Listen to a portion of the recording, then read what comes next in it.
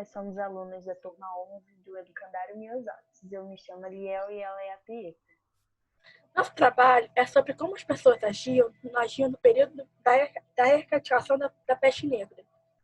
Então agora nós vamos começar a nossa apresentação.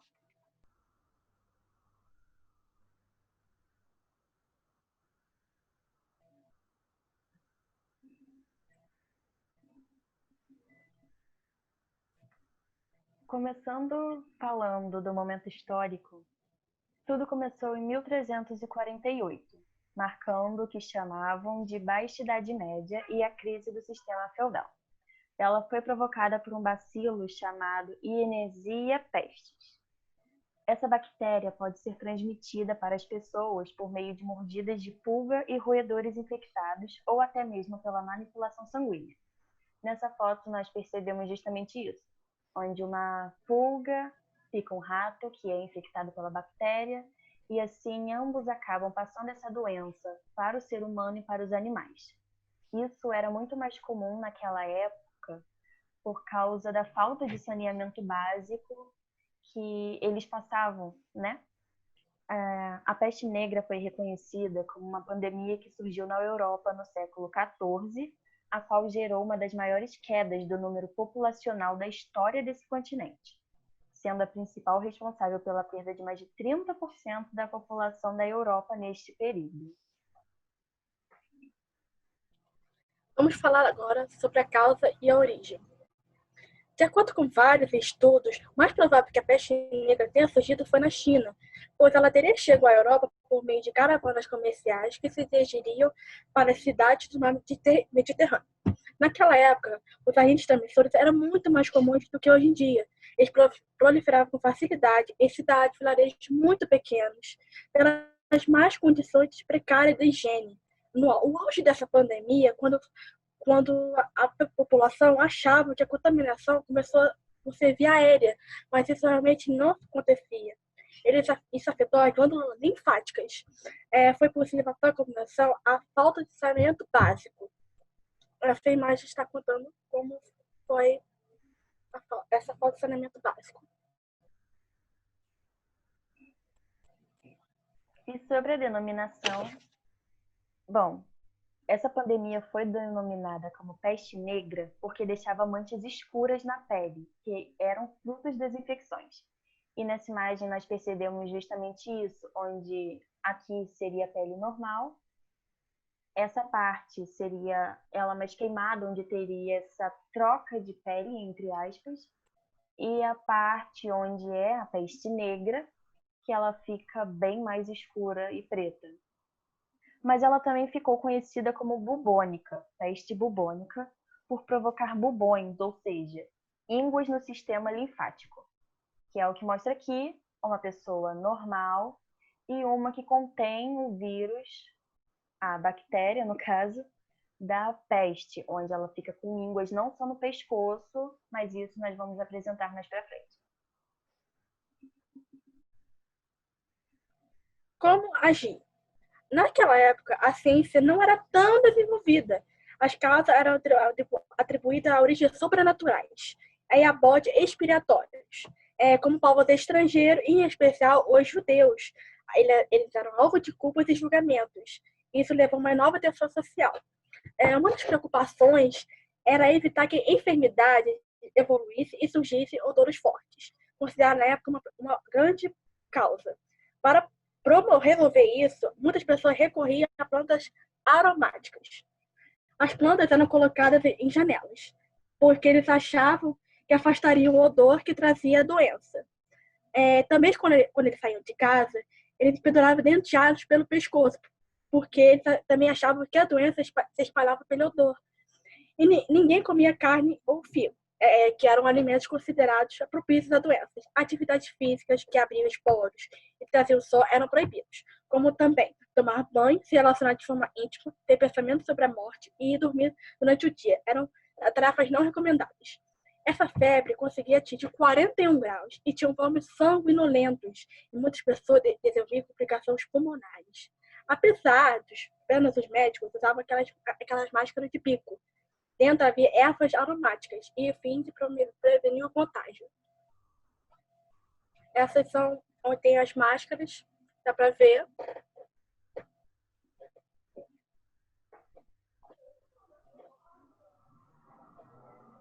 Agora falando das consequências, a situação foi ficando tão séria que a quantidade de mortos acabou que excedia a quantidade de pessoas aptas a serem enterradas. A cultura foi muito afetada pela bagunça que se instalava e as pinturas mostravam imagens da dança macabra, ou também chamada de dança da morte, que é o que nós vemos nessa figura aqui, em que as pessoas eram representadas juntas, dançando com esqueletos, simbolizando o potencial destrutivo da morte. Agora, na literatura, também houveram vários relatos em que se destaca o do italiano Giovanni Boccaccio, que é esse da imagem. Em uma das suas obras, ele disse, entre aspas, a peste em Florença não teve o mesmo comportamento que no Oriente. Neste, quando o sangue saía pelo nariz, fosse de quem fosse, era sinal evidente de morte inevitável. Em Florença, apareciam no começo, tanto em homens como nas mulheres, ou na virilha ou na axila, algumas inchações. Algumas destas cresciam como maçãs, outra como um ovo. Cresciam umas a mais, outras a menos. Chamavam-a de polucho de bubões.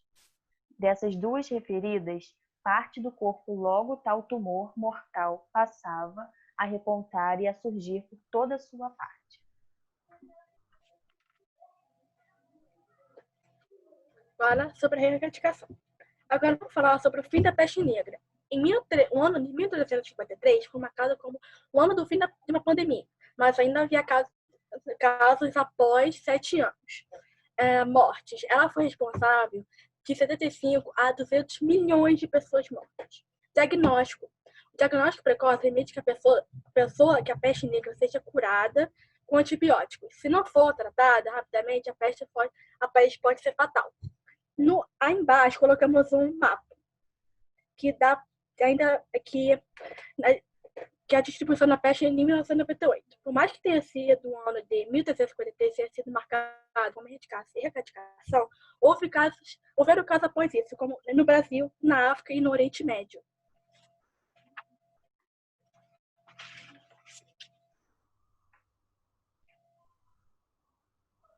Agora uma pequena relação sobre a peste negra e o Covid-19.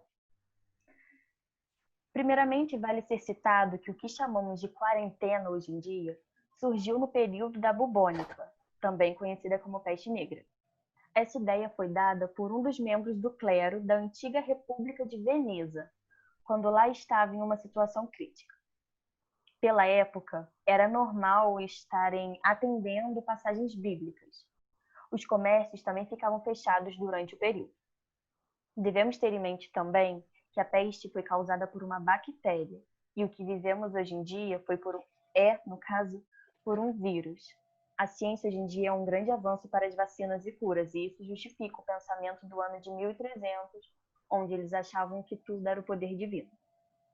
O uso de máscaras com bicos naquela época só eram usados pelos médicos, com plantas medicinais dentro para o que achavam ser a causa da doença, no caso o odor. Enquanto hoje em dia é uma coisa mais popular, onde todos usam e é algo mais simples.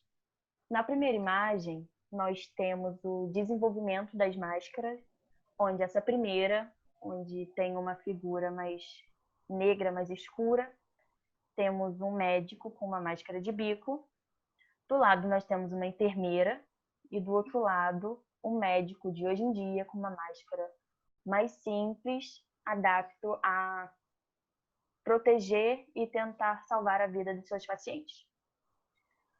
Agora, sobre a outra imagem, nós vemos 2 médicos da peste negra, onde somente eles usavam esse tipo de máscara, cuidando de um de seus pacientes com as manchas negras pela pele.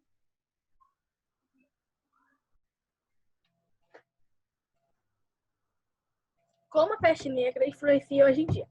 Muitas pessoas importantes descobriram e criaram as suas principais obras nesse período. Vamos destacar.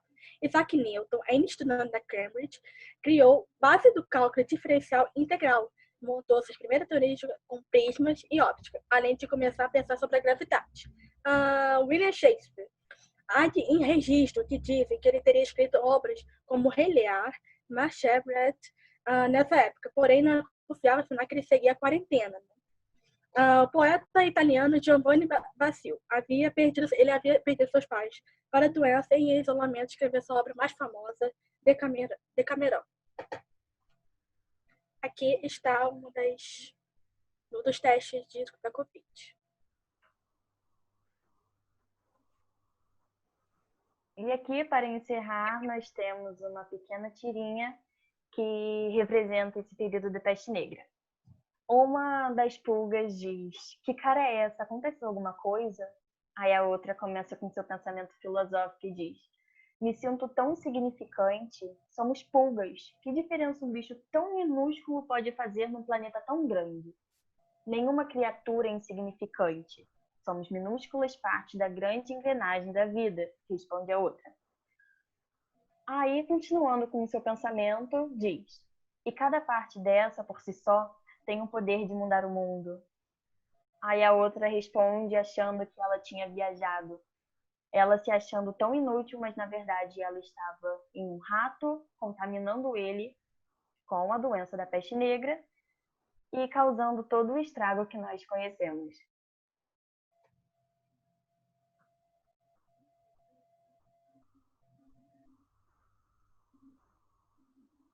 Bem, então é esse o nosso trabalho. Espero que vocês tenham gostado. Bom dia, meu nome é Ana Clara. E eu sou Sabrina. Nós somos da turma 11. E hoje vamos mostrar o nosso trabalho de multifeira. Decidimos abordar os seguintes temas: pandemias ao longo da história, vacinas e curvas de contágio. Para dar início, vamos falar sobre a diferença entre surtos, epidemias e pandemias. Os surtos podem durar um curto período de tempo, entre dias, semanas ou anos, como o da gripe, por exemplo. Nas epidemias, o surto da doença altamente contagiosa se espalha com velocidade a diversos grupos de pessoas em larga área geográfica e fora de controle. As pandemias são um tipo de epidemia, porém, a doença se alastra para várias regiões de um continente ou do globo em um período relativamente curto de tempo. As pestes e epidemias começaram no período neolítico, há 10 mil anos, com a domesticação de animais e a invenção da agricultura. O contato com o vírus de animais selvagens e domésticos levou às primeiras epidemias. O primeiro registro histórico de uma grande epidemia foi a peste de Atenas, no século V a.C., durante a Guerra do Peloponeso.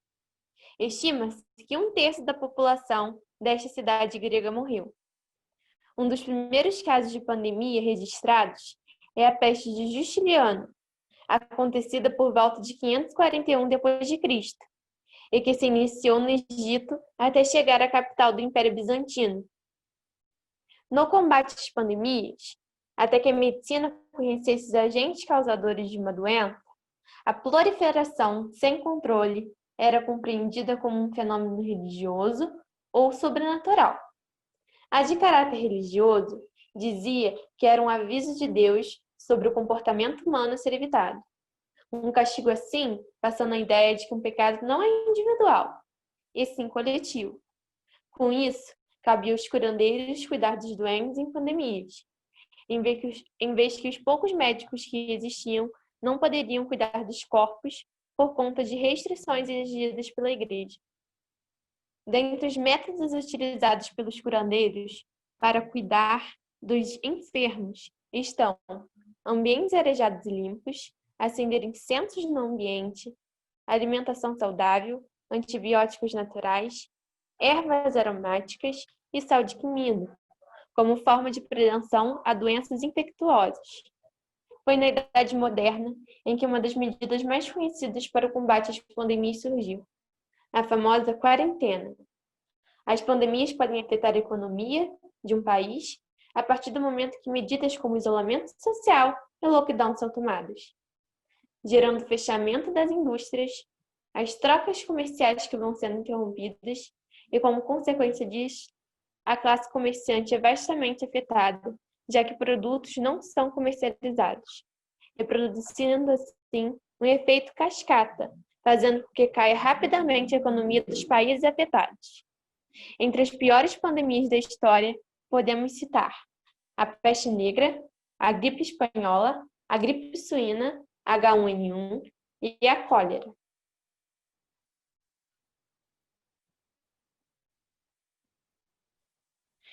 As vacinas são substâncias constituídas por agentes patogênicos, vírus ou bactérias, podendo estar vivos ou mortos. Atuam estimulando o sistema imune a produzir anticorpos, que serão utilizados contra agentes patogênicos causadores de infecções. Sobre a importância da vacinação, podemos dizer que ela não protege apenas o indivíduo que foi imunizado, mas toda a comunidade, pois se aquele indivíduo, ao não adoecer, também não se tornará vetor de uma doença. Algumas questões que podem atrapalhar o desenvolvimento de uma vacina estão falta de investimentos e oposição política à ciência. A primeira vacina de que se tem registros foi contra a varíola, feita no século XVIII. Ela chegou ao Brasil em 1804, trazida pelo Marquês de Barbacena. Atualmente, ela encontra-se erradicada do mundo. Um fato curioso que se ocorreu foi a chamada Revolta da Vacina, uma insurreição popular ocorrida no Rio de Janeiro no século XX. Ela era contra a campanha de vacinação obrigatória posta em prática pelo sanitarista Oswaldo Cruz. O mesmo era responsável por combater as doenças no estado do Rio. E, devido a isso, teve forte influência no que hoje chamamos de Fiocruz, que recebe este nome em sua homenagem. Atualmente, a instituição tem parceria com a Universidade de Oxford, na Inglaterra, para a produção em larga escala para uma possível vacina contra a Covid-19. As curvas de contágio são observações que ajudam a observar a transmissão de uma doença. É calculada com a ajuda de modelagem matemática. Varia conforme a fase de transmissão de uma doença em que cada país se encontra. Para que ela exista, é necessário ter um transmissor do agente causador da doença e uma pessoa suscetível a ela. Ela pode ajudar em uma menor disseminação do vírus de uma doença e, com isso, consequentemente, começa a ocorrer uma queda no número de pessoas infectadas.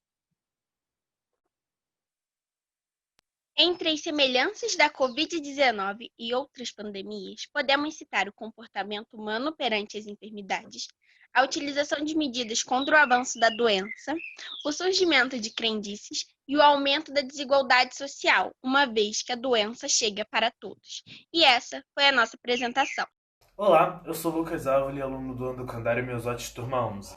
Olá, eu sou Andrina Girão, aluna do Educandário Miosotis Turma 11, e hoje, junto com a minha dupla, eu vou falar sobre as 5 principais pandemias ao longo dos anos. Bom, como todo mundo sabe, as pandemias são um assunto muito novo para a sociedade do século XXI. Então, hoje nós vamos citar as 5 principais que mais afetaram o mundo e como ele sofreu, suas causas, infecções, tudo que foi necessário para que o mundo fosse salvo dessas tragédias. Entre essas 5 principais pandemias, nós podemos citar a gripe suína e a espanhola, a peste negra, a varíola e a cólera. Então, nós podemos começar com a peste negra, ou mais conhecida como peste bubônica. A peste negra, ou bubônica, conteve 450 milhões de pessoas para 350 milhões de mortes. A sua transmissão é feita por uma bactéria que pode resultar em vários tipos de peste. O nível de contaminação por ano é de 650 casos e ela foi descoberta em meados de 1343. O principal tratamento para a peste bubônica é feito com antibióticos específicos. Esses antibióticos são superadministrados tanto para crianças quanto para adultos. E em casos de quando a contaminação é muito grande, eles preferem administrar oralmente os antibióticos. A maior parte da sociedade buscou abrir lugares afastados, principalmente aqueles que tinham dinheiro. Depois de um tempo, os médicos começaram a perceber que o contato com os corpos era predominantemente proibido a partir daquele segundo.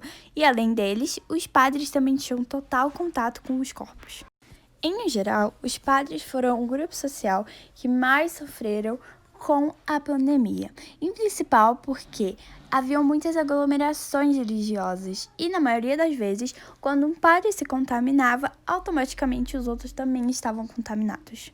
A quantidade de pessoas que morriam era tão grande que não haviam sacerdotes suficientes e também não existiam coveiros. Então, os sepultamentos começaram a ser realizados em grande massa e em valas muito comuns, em tamanho a quantidade de pessoas que morria.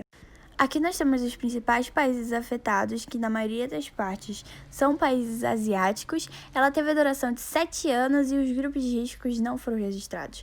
E a principal medida, como está sendo agora, é a quarentena que surgiu em Veneza.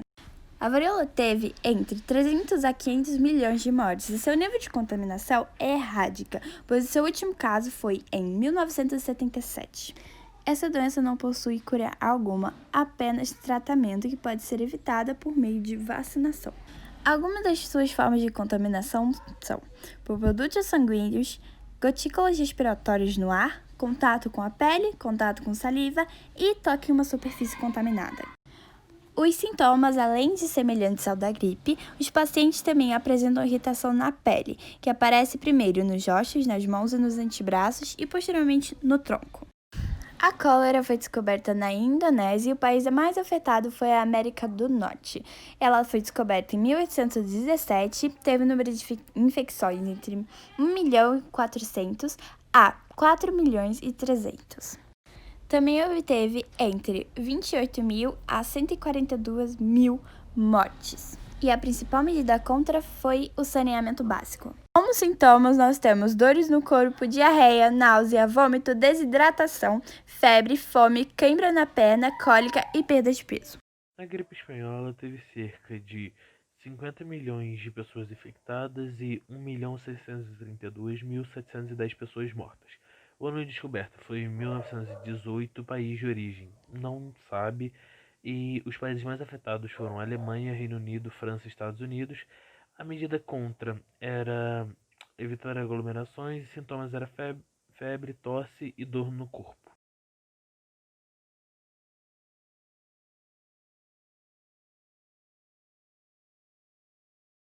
Gripe suína, quantidade de casos, 1.620.710. Quantidade de mortes vai de 151.700 a 575.400. Meio de transmissões são os porcos, ano de descoberta 2009, país de origem México, país mais afetado Brasil, medidas contra vacina, isolamento e remédios. Os sintomas dores no corpo, diarreia, náusea, vômito, febre, calafrios, fadiga, congestão, nariz escorrendo, espirro, dor de cabeça, dor de garganta e tosse.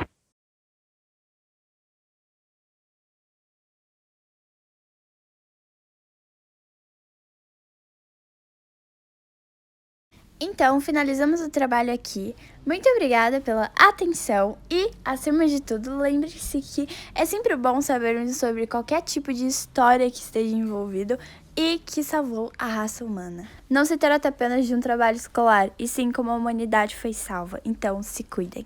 Meu nome é Ana Beatriz e eu sou da turma 11 do Miosote. Oi, meu nome é Nicole, eu sou da turma 11 do Miosote. A importância da inteligência artificial em tempos de pandemia. Ela já tem sido usada no acompanhamento da pandemia de forma muito efetiva no algoritmo desenvolvido por uma empresa chinesa que consegue diagnosticar com 96% de certeza se o paciente está infectado ou não, em questão de segundos, usando imagens tomográficas computadorizadas muito mais rápidas do que o convencional. Também usada de outras formas pela empresa canadense de Blue Dot, por meio do monitoramento de notícias em línguas estrangeiras. Um sistema de inteligência artificial emitiu um alerta sobre uma possível disseminação do coronavírus uma semana antes do pronunciamento oficial da OMS. O algoritmo de inteligência artificial funciona com base na simulação do comportamento de um humano com expertise da atuação no ambiente em que opera, Definimos o algoritmo como uma programação prévia feita a partir da inserção de diversos dados e exemplos que são processados e servem de exemplo para as tomadas de decisão da máquina. Por meio de impressões digitais na voz, um grupo israelense foi capaz de detectar os infectados para auxiliar no combate à Covid-19. Também foi criado um enfermeiro robô, por causa da preocupação com os profissionais da saúde com toda a sua exposição ao vírus. Com sua tela touch no rosto, permite que pacientes se comuniquem e enviem mensagens aos seus médicos.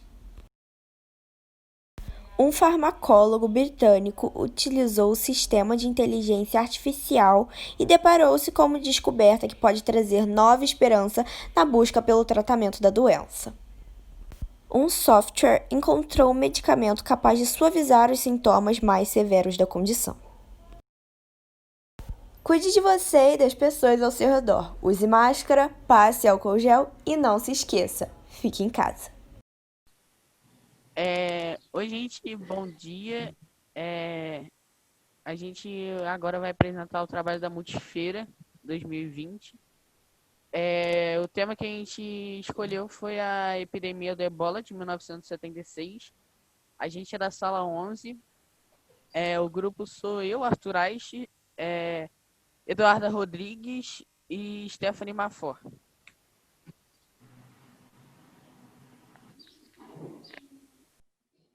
O que é Ebola? Ebola é uma doença causada por um vírus de mesmo nome.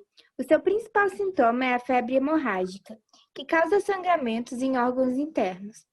O vírus é nativo da África, onde surtos esporádicos ocorrem ao longo de décadas. É uma doença grave e muitas vezes fatal, com uma taxa de letalidade de até 90%. Segundo dados da Organização Mundial de Saúde, OMS, o Ebola é transmitido pelo contato direto com o sangue, fluidos corporais e tecidos de animais ou pessoas infectadas. Pacientes gravemente doentes requerem tratamento de suporte intensivo. Durante um surto, aqueles com maior risco de infecção, os profissionais de saúde, familiares e outras pessoas em contato próximo com as pessoas doentes e pacientes falecidos. Quando surgiu o vírus Ebola, foi descoberto em 1976 e acontece surtos esporádicos desde então. Os primeiros registros do vírus Ebola foi encontrado em macacos, chimpanzés e outros primatas, não seres humanos que vivem na África. Uma cepa mais branda de Ebola foi descoberta em macacos e porcos nas Filipinas. No entanto, o vírus das Filipinas não causa doença em humanos. A doença recebe esse nome por causa do rio Ebola, na República Democrática do Congo, onde os vírus foi encontrado pela primeira vez. Tipos da doença. Existem 6 subtipos do vírus Ebola, sendo que os 5 mais conhecidos são Ebola Zaire, Ebola Sudão, Ebola Costa do Marfim, Ebola Bundibugyo, Ebola Reston. Causas. É possível contrair Ebola por meio do contato direto com fluidos corporais de um animal infectado ou humano. Estes incluem sangue, saliva, sêmen, vômito, urina ou fezes.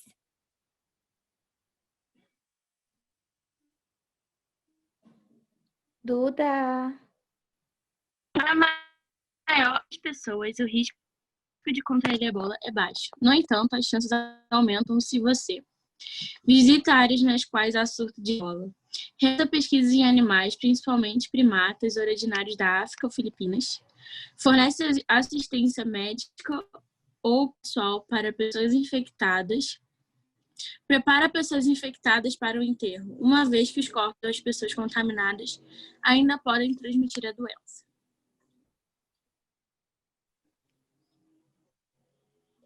Quais são os sintomas? Febre, garganta inflamada, dor articular e muscular, fraqueza.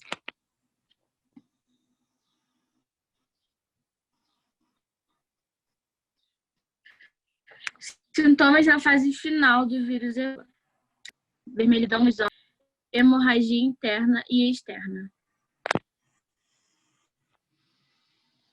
Tratamentos. Não há cura para a ebola. Apenas alguns tratamentos como oxigenoterapia, fluidos intravenosos, transfusões de sangue, medicamentos para tratar choque, medicamentos para a dor.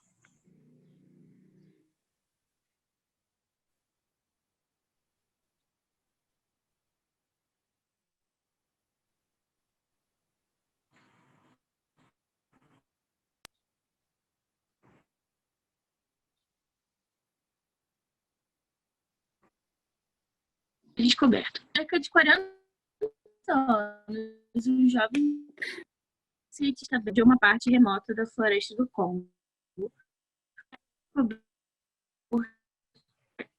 porque tantas pessoas estavam morrendo de uma doença misteriosa. Havia um pacote com garrafa, inclusive Peter Piotti atuava como microbiologista clínico, disse. Era um frasco normal, como os que usamos para manter o café quente. Lembra Piotti? Hoje, diretor da Escola de Higiene e Medicina Tropical em Londres, na garrafa não continha café. Havia frascos de sangue, gelo e um bilhete. Vinham de um médico belga que estavam no então Zaire, hoje República Popular do Congo. Sua mensagem explicava que o sangue era de uma freira, também belga, contaminada por uma doença misteriosa. O ebola contaminou 318 pessoas na comunidade do Zaire.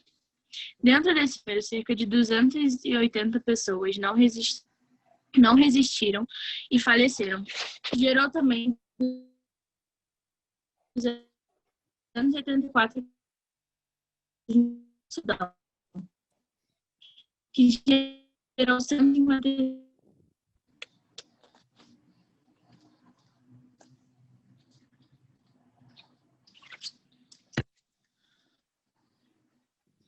Algumas fotos da comunidade no Zaire. Oi, meu nome é Breno e no Trago da Multifeira a gente fez um pequeno resumo sobre as maiores pandemias e suas crises na humanidade. Oi, meu nome é Barizão e no nosso trabalho vocês vão ter um pouco mais de noção sobre o que ocorreu no passado com essas pandemias e o que é semelhante ao que está acontecendo agora. A peste negra, a maior crise da humanidade que todos nós conhecemos historicamente. Ela teve sua primeira aparição em 541 e 543 no Império Bizantino, mas não tem quase nenhum relato dela, então ela não teve seu auge aí. Ela ficou conhecida mesmo entre 1347 e 1348 como peste negra. Sim, ela chegou à Europa e dizimou 2/3 da população. Ela chegou até dizimar cidades. Ela era causada por uma bactéria chamada Yersinia pestis e ela era transmitida através de pulgas de roedores contaminados. Ela se alastrou por toda a Europa muito rápido porque naquela época o comércio de tecidos e tapetes era muito grande. E como havia muitos comerciantes nômades, as pulgas viajavam nos tapetes. Na época, as pessoas não tinham noção de como a doença era transmitida e acreditavam que era através do cheiro dos cadáveres. Sim, então eles queimavam e enterravam os corpos.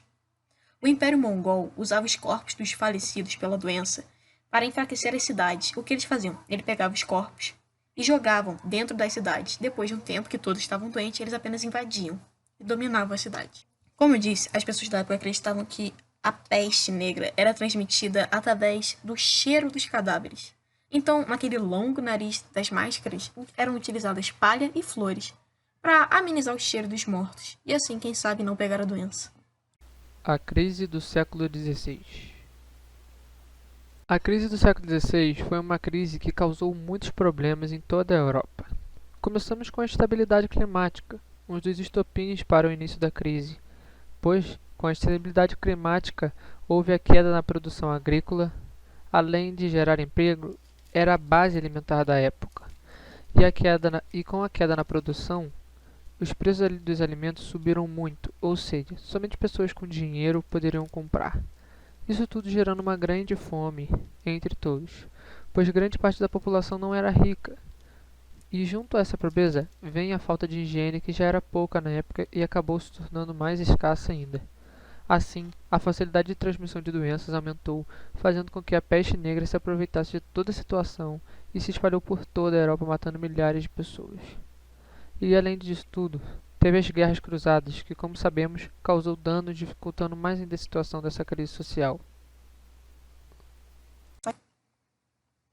Gripe espanhola, causada pelo vírus H1N1. Surgiu em 1918 e durou até 1920. Não há, de fato, a confirmação da origem e localidade do vírus, mas existem hipóteses. A primeira morte confirmada foi no Kansas, Estados Unidos, em março. Ela se espalhou rápido por conta da Primeira Guerra Mundial, onde muitos soldados ficavam aglomerados em trincheiras e em acampamentos militares. Ambos os dois também com péssimas condições de alimentação ou saúde. Por conta da guerra também, faltou alimentos em muitos locais do mundo. Quando os soldados foram desmobilizados, já contaminados, eles teriam espalhado o vírus por todo o mundo. Sim. E também, com a segunda revolução industrial acontecendo, trens e navios foram adicionados ao mundo, facilitando assim a locomoção das pessoas, fazendo assim o vírus ser transmitido mais fácil. O nome dela é gripe espanhola porque, durante a guerra, a Espanha era um país neutro, portanto sua imprensa era livre, não censurada. Então ela registrava os casos e alertava as pessoas sobre o vírus. Mas na França não era informado nada da gripe, para não abalar os soldados. A disseminação mundial, por conta da segunda revolução industrial, foram 500 milhões de infectados e 20 a 100 milhões de mortos. Chegou no Brasil em 1918, em setembro. Lembra? Primeira morte em março. Em setembro ele já tinha chegado no Brasil por meio de uma embarcação. E 2/3 do Rio de Janeiro adoeceu. Depois de um tempo, houve medidas de saúde, as que nós usamos até hoje, como quarentena de navios, hospitais de campanha, fechamento de escolas, teatros, comércio, paralisação do futebol, medidas para evitar aglomerações. São parecidas, né? Pois é, elas são usadas até hoje. Sim, medidas tão antigas eram tão futuristas. Síndrome de doença respiratória aguda grave, ou SARS. Era uma doença respiratória zoonótica, ou seja, que pode ser transmitida dos animais para o homem. É altamente infecciosa em humanos. Ela é causada pelo representante da família dos coronavírus. Sim, o mesmo da classe do coronavírus 19. Ela pode ter diferentes graus de gravidade, como um resfriado comum ou uma pneumonia fatal. Seu primeiro relato foi em 2003 na Ásia. Se espalhou pelas Américas, Europa, África e Oceania muito rápido. Teve 8.098 casos antes do fim do surto, com 774 mortes. E acredita-se que o morcego seja o reservatório natural do vírus. Espero que tenha gostado do nosso vídeo, com um resumo sobre as grandes pandemias, e obrigado por assistir. Boa tarde. Boa tarde. Meu nome é Karen. Meu nome é Caio Bento. E o tema que escolhi para a multifeira é a peste bubônica, que ocorreu no século XIV, principalmente na Europa. Bom, para iniciar o slide, a gente colocou essa chargezinha e, pelo menos eu achei meio irônico que junto o que aconteceu no século XIV com o que está acontecendo de atuais. Nos dois tempos teve uma pandemia horrível, só que a diferença é que na peste não teve a quarentena e nos dias atuais tem. Mas uma coisa que é igual é que as pessoas não ficavam distantes umas da outra. Tudo bem que naquela época não tinha tanto conhecimento, mas hoje em dia, mesmo com conhecimento, as pessoas ignoram e saem da casa. Portanto, é até o que mostra aqui, pedindo para sair de casa, falando que é só uma pestezinha, falando chega de quarentena, entre outros. Bom, o que foi? A peste bubônica ou peste negra foi uma das mais devastadoras pandemias que teve notícia na história. Atingiu a Europa, China, Oriente Médio e outras regiões do mundo, como o Brasil. Estima-se que a peste bubônica matou cerca de 1/3 da população europeia, mas vamos falar tipo, da Eurásia, porque também pegou um pouquinho de lá. Por que e onde surgiu esse nome? O nome surgiu na Inglaterra, devido às manchas escuras que apareciam pela pele, sendo uma das consequências da doença. E, como foi pesquisado, aparentemente a peste negra surgiu em si na China e chegou até a Europa por meio da Rota da Seda e navegações que traziam ou pessoas infectadas ou animais infectados que traziam a pulga junto. Quais eram os vestimentos dos médicos nessa época? Os médicos utilizavam um casacão de couro preto integrado à máscara, por meio de um capuz para não deixar a pele do médico exposta à contaminação. Eles achavam que só de você encostar na pessoa contaminada que você também teria contaminado. Só que não é verdade. Médico está entre aspas, porque tipo, nem todo mundo era médico, porque como começou uma grande demanda de pessoas doentes, não se tinha tantas pessoas que se formaram em medicina. Tipo, você podia ter a sorte de realmente ser atendido por ser atendido por alguém que tipo, sabe coisas razoáveis, ou também tem gente que se passava por médico, pegava seu dinheiro, passava lá, tipo, um remédio furreca, que não ia adiantar nada, e tipo, falava que era médico. Por isso, nem todo mundo na época da peste era médico. Quais eram os sintomas da peste? A peste causava calafrios, febre alta, mal-estar, alteração na cor da pele, como as próprias manchas já ditas antes, e olhos avermelhados. Esses sintomas costumam aparecer na pessoa entre 2 a 5 dias. A transmissão. A peste bubônica é transmitida pela pulga do rato negro. E a maneira como as pessoas viviam nos morros também foi muito importante para a propagação da doença, porque naquela época a higiene em si geral, era algo muito precário. Então, as cidades, as pessoas eram muito sujas, as ruas eram cheias de fezes, de lixo, de comida, coisas assim, que atraíam muito ratos e outras coisas, fazendo que a doença se espalhasse bem mais rápido. E as principais maneiras para uma pessoa ser contaminada eram ou diretamente pela picada de uma pulga, ou então pela inalação da saliva por meio da tosse e espirros, sendo dessa forma muito mais letal. E as pessoas acreditavam que quando pegavam a peste era porque cometeram algum pecado e como forma de punição, eles se chicoteavam, fazendo com que a doença se propagasse mais e se tornasse mais letal por ter feridas abertas. Bom, nesse slide a gente colocou uma chart que explica mais ou menos o que realmente aconteceu. Quem causou a peste negra não foi o rato, mas a pulga que ficava no rato. Ou melhor, não foi a pulga, mas a bactéria que ficava na pulga. Não foi a bactéria. Deixa eu pensar, droga, fui eu mesmo. E daí? Ou seja, que mostra que a peste não foi nem culpa da pulga, nem do rato, foi da pessoa. A gente pesquisou, tipo, nesse tempo também meio que rolou um boato de que os gatos, principalmente os pretos, eram usados para bruxaria, ou seja, isso foi bem, tipo, tem uma grande gente para a igreja que falou que os gatos pretos eram usados para coisas que envolviam o demônio. Então, tipo, o que a igreja falava, as pessoas acreditavam, então, tipo, a população começou a matar os gatos, principalmente os pretos. E todo mundo sabe, quem caça o rato é o gato. Então, tipo, logicamente, tipo, tá se matando muito gato e, tipo, já se tem uma péssima condição nos burgos, né? Os ratos aumentaram, com mais rato teve mais pulga, o que veio a bactéria. Então, ou seja, basicamente, quem fez a peste foi o próprio ser humano. Comparação. Bom, a peste negra teve 75 a 200 milhões de mortes na estimativa. Pelo que pesquisamos, o mundo naquela época tipo, devia ter umas 500 milhões de pessoas. Pelas fontes que a gente pesquisou, botaram isso. Ou seja, tipo, se o mundo tinha 500 milhões de pessoas, a peste matou quase toda a população mundial.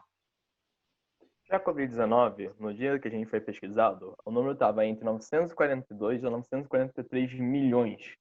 E mesmo no mundo inteiro só existindo mais de 6 bilhões, é ainda um número muito alto. Isso. Na peste negra não se existia a quarentena. E já hoje em dia existe a quarentena, mas muitos não a respeitam. A influência durante a peste era a igreja. Ela era a maior influenciadora. De acordo com ela, a peste era uma castidade divina. Ou seja, eles achavam que os humanos fizeram algo que imperdoável para Deus. Deus foi lançou a peste como uma forma de mostrar que eles fizeram algo de errado.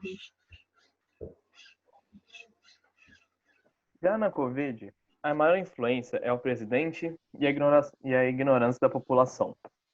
O presidente, por que o presidente? Porque ele disse que essa doença, corona, era uma simples resfriado, não era nada demais. Claro, obviamente, estando errado, fazendo com que pessoas que acreditassem nele pensassem que também fosse só um simples resfriado, não obedecendo nenhuma das regras.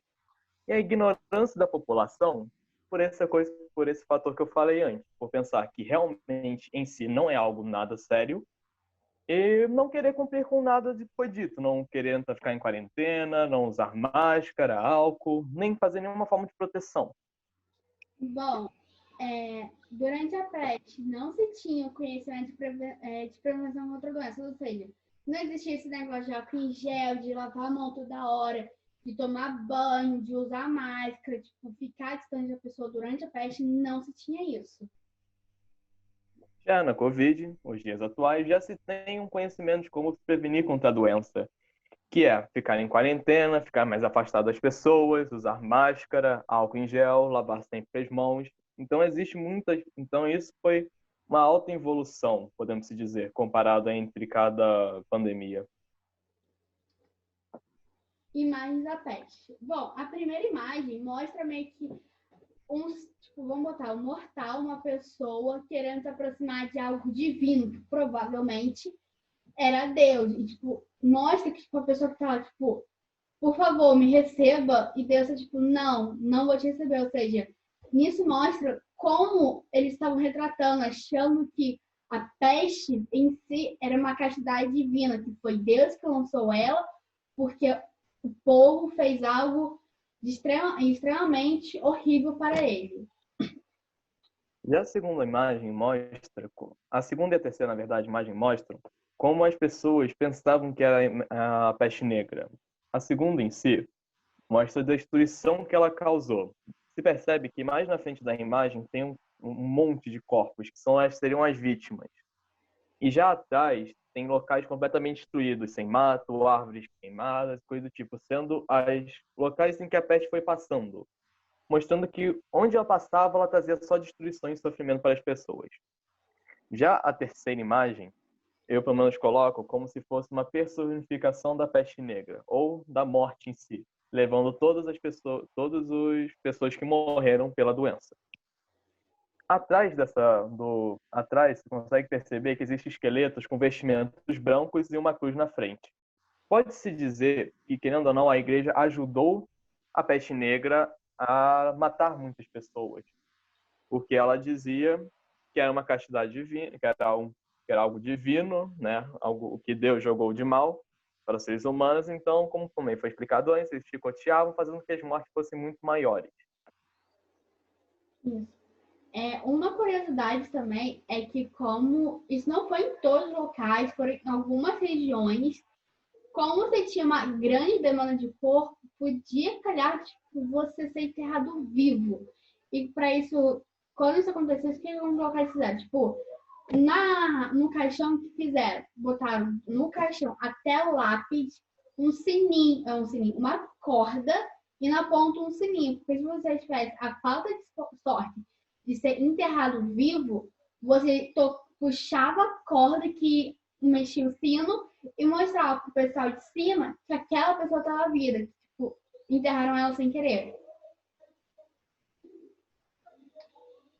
E outra coisa, antes de vamos para a bibliografia, outra coisa interessante de se colocar também, que acontecia que o número de mortes era tão grande, né? O número de corpos na rua era tão grande, que alguns médicos com ajudantes colocavam esses corpos em carroças e jogavam todos em um grande buraco, ou em vários outros buracos diferentes, por causa que os cemitérios não estavam aguentando a quantidade de pessoas, de mortos em si.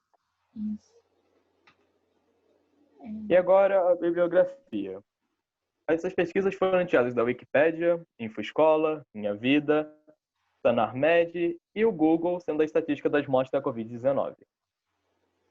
Então, é isso. Espero que tenham gostado. Pode falar. Bom, esse foi o nosso trabalho. Obrigada por assistir até aqui. Espero que tenham gostado. Bom dia, meu nome é Maria Flor. Bom dia, meu nome é Daniel Catacione. Bom dia, meu nome é João Victor Fontenelle.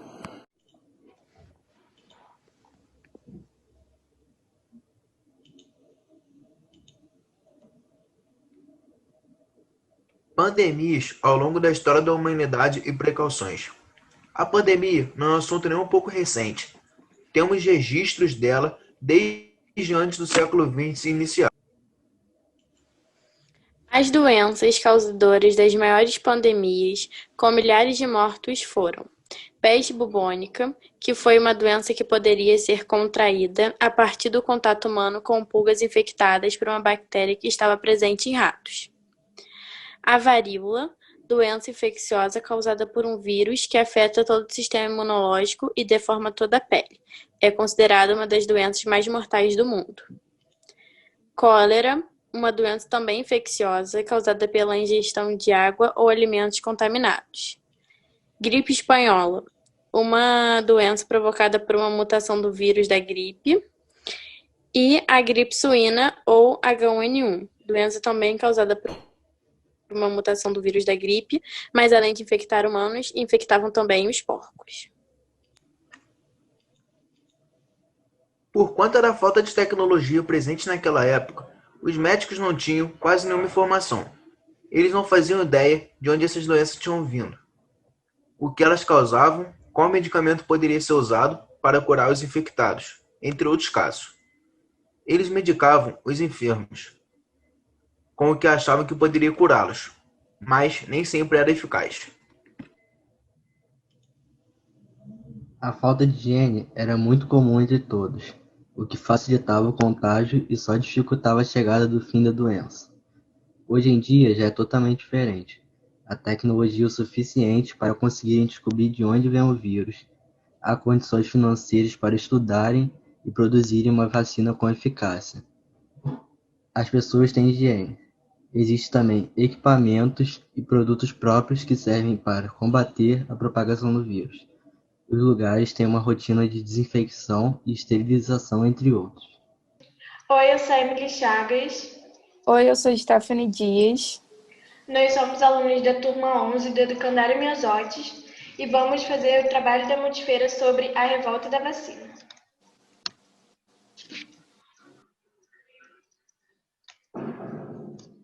E os assuntos abordados no trabalho vão ser a revolta da vacina, o que é a varíola, como são produzidas as vacinas e as etapas de testagem. Então, a revolta da vacina, ela aconteceu no Rio quando ele ainda era capital, entre os dias 10 e 16 de novembro de 1904. O povo estava insatisfeito e protestou contra a lei de vacinação obrigatória e contra os serviços públicos prestados. A vacina responsável por essa revolta foi a de antivaríola, feita pelo sanitarista Oswaldo Cruz, que botou o projeto em prática. A cidade possuía vários problemas de saúde pública e graves doenças atingiam a população, como a varíola, a febre amarela e a peste bubônica. A lei da vacinação obrigatória impôs ao povo a obrigação de se vacinar contra a varíola e o povo se rebelou contra isso. O projeto estava ligado à insatisfação do povo com os serviços básicos de utilização pública e também contra as obras de reformas urbanas do prefeito Pereira Passos. Agora eu vou falar um pouco sobre as causas e consequências da revolta.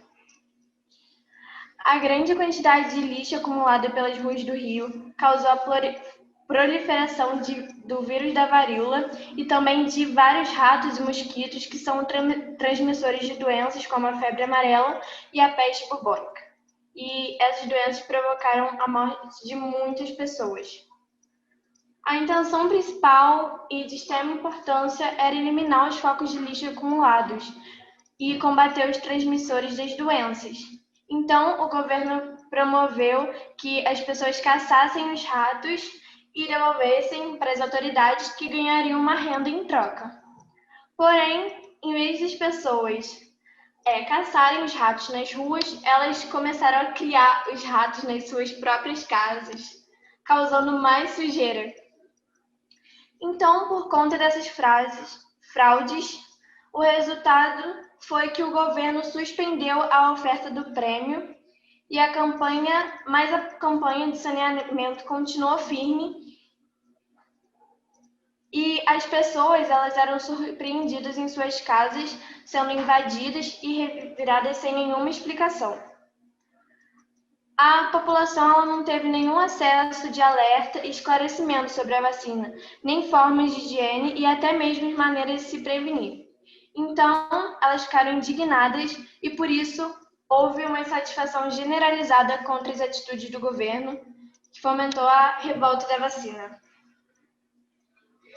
Os funcionários da saúde pública invadiram as casas das pessoas com proteção da polícia, utilizando a força para vacinar. A população enfrentou e resistiu à bala com a frase de ordem que dizia ser direito do cidadão a opinião de recusar o líquido desconhecido para preservar o seu próprio corpo. As camadas populares cariocas e os agentes de saúde e a polícia se enfrentaram. O centro da cidade do Rio se transformou em uma praça de guerra com bondinhos derrubados, edifícios destruídos, além de um tumulto generalizado na Avenida Rio Branco. O jornal A Notícia publicou no dia 9 de janeiro de 1904 o projeto de regulamentação da aplicação da vacina obrigatória.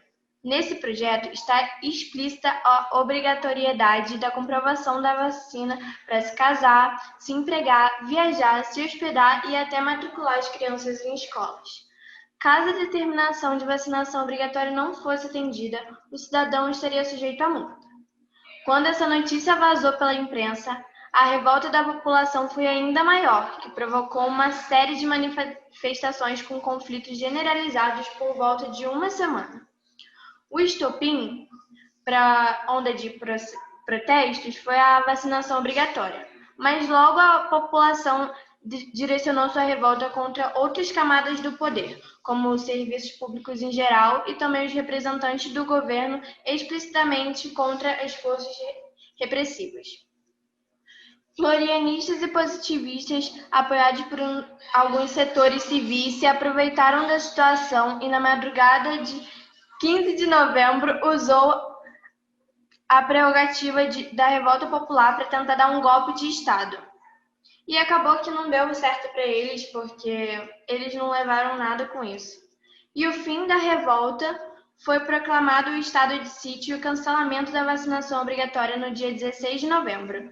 Depois disso, a lei da vacinação obrigatória foi modificada e a utilização da vacina tornou-se opcional. O governo desmanchou aquele que nomeou o movimento rebelde e prendeu muitas pessoas suspeitas ou não do tumulto. O saldo total desse episódio foram 30 mortos, 110 feridos, 461 deportados para o estado do Acre e 945 pessoas presas na Ilha das Cobras. Bom, o que é a varíola? A varíola é uma doença infecciosa que é considerada como erradicada pela OMS desde os anos 80, depois de uma campanha de vacinação que envolveu o mundo inteiro. O vírus da varíola pode levar a pessoa a óbito, mas caso isso não aconteça, ela pode ficar cega e ter manchas de bolhas por todo o corpo. E essas bolhas foram que também deixaram essa doença conhecida como bexiga. A transmissão da varíola acontece por meio do contato com o vírus, seja pelo contato com uma pessoa infectada ou com objetos que possuem o vírus. E esse vírus pode sobreviver até 24 horas em objetos infectados. Os sintomas da varíola, os iniciais, são bem parecidos com o de uma gripe, que são a febre, a dor de cabeça, o mal-estar e dores musculares. Mas depois que o vírus já se espalhou pelo corpo, surgem algumas manchas avermelhadas por toda parte, que evoluem depois para bolhas, espalhadas por todo o corpo.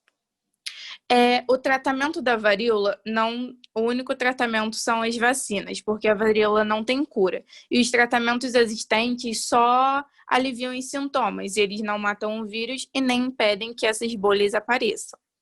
E como a única forma de prevenir a doença é a vacinação, normalmente a gente tomava vacina no calendário regular, né, de vacinação. Mas como agora ela é considerada erradicada, não tem mais essa vacina no calendário. Produção de vacinas. As vacinas são produzidas com componentes dos próprios micro-organismos, normalmente uma versão enfraquecida ou morta deles, e isso faz com que ativem os anticorpos e, quando a pessoa for exposta ao vírus, ela não vai ser infectada. Em alguns casos, não é um micro-organismo que causa doença, mas sim uma toxina que ele produz ou até a quantidade do vírus que importa. E as vacinas são produzidas justamente por isso, para impedir que a toxina seja eliminada pelo micro-organismo ou fazer com que ele não se reproduza. Daí existem várias formas de produzir uma vacina. A vacina da gripe, por exemplo, tem que ser refeita todos os anos, porque o vírus sofre mutações anuais e dessa forma é preciso fazer uma nova vacina de acordo com o novo material genético dela. As fases de testagem são 3. A primeira é a fase laboratorial, que é a primeira fase, a fase inicial, que é feita em laboratórios. E nela são avaliadas dezenas e até centenas de moléculas para definir qual a melhor composição da vacina. Na segunda fase, que é a fase pré-clínica, que já depois de definir os melhores componentes da vacina, os cientistas buscam analisar os resultados da vacina em seres vivos. E eles buscam normalmente por camundongos e macacos, cujos corpos reajam de uma forma bem similar ao corpo humano. E nessa mesma fase, eles conseguem informações preliminares sobre a eficácia e segurança da vacina. A terceira fase, que é a última fase e a mais longa, que é a fase clínica, que já é testada em humanos, e ela se divide em 3. Na primeira fase, elas são testadas em um grupo muito pequeno de pessoas, normalmente de 20 a 80, porque por mais que os dados obtidos em macacos possam ser encorajadores, os seus organismos são diferentes do organismo humano e a reação pode ser diferente ou pode causar danos irreversíveis nos seres humanos. Daí, nessa fase, na fase 1 da terceira etapa, os pesquisadores se preocupam primeiramente com a segurança, com os efeitos colaterais, com a intensidade da vacina e a quantidade de doses necessárias para neutralizar o vírus. Já na segunda etapa, são testadas um número maior de pessoas, de até centenas de pessoas.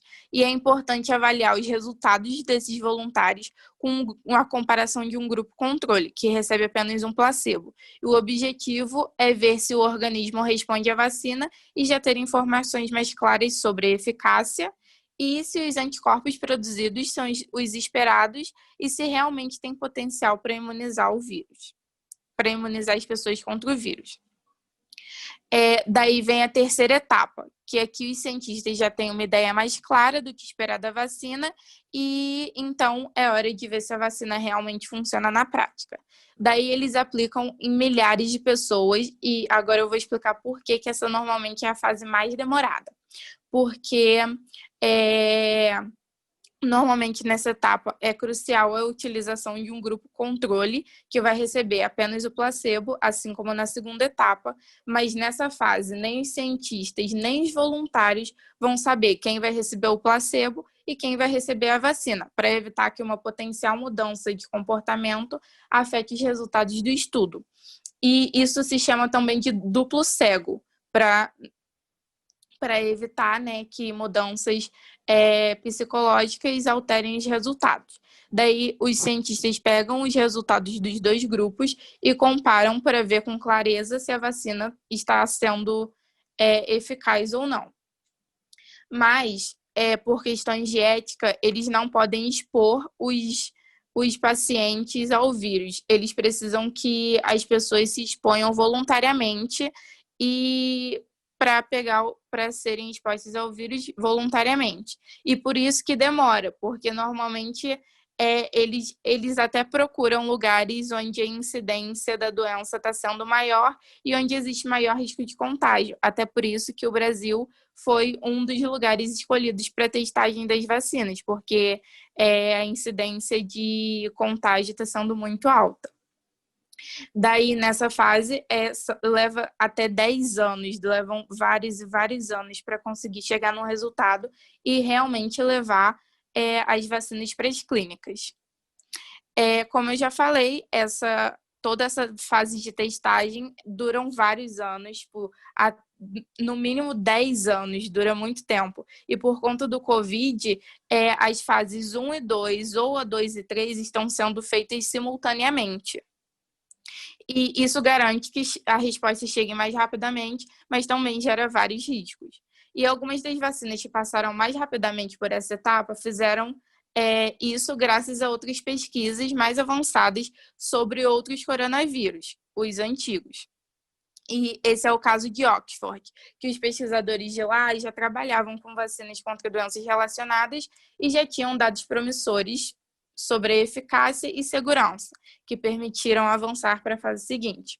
E também vale notar que, nesse momento, a OMS reconhece 18 vacinas que já entraram nas fases clínicas de testagem, ou seja, a fase que já é testada em humanos, e já em fase pré-clínica existem outros 129 estudos em andamento. Agora, nós vamos falar sobre algumas dúvidas frequentes de pessoas que não têm muitas informações sobre esses assuntos. As vacinas causam efeitos colaterais? As vacinas são seguras e trazem benefícios contra as doenças, mas, como qualquer outro medicamento, podem causar reações adversas. Essas reações são normalmente temporárias e leves, como dor no local da vacina e febre baixa. E esses eventos têm eventos graves que precisam ser acompanhados por médicos e investigados, mas são muito, extremamente raros. É verdade que as vacinas podem deixar a criança autista? Não existe nenhuma comprovação científica dessa relação entre vacinas e o autismo ou transtornos autistas. Um estudo que foi apresentado em 1998 e publicado na revista The Lancet, que levantou preocupações sobre essa possível relação, mas foi posteriormente considerado seriamente falho e o artigo foi retirado pela revista. E, além disso, o seu autor foi impossibilitado de exercer a medicina.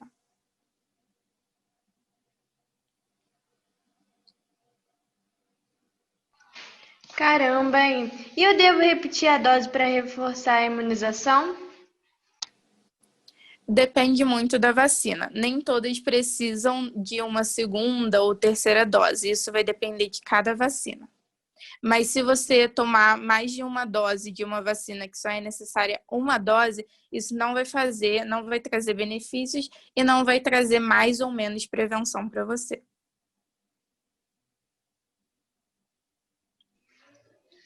A vacina comprada em clínicas particulares é mais forte? Não, as 19 vacinas que compõem o calendário nacional de vacinação são iguais às dos países desenvolvidos e a sua segurança é aprovada pela Anvisa e o Instituto Nacional de Controle de Qualidade. Em termos de qualidade, elas são idênticas.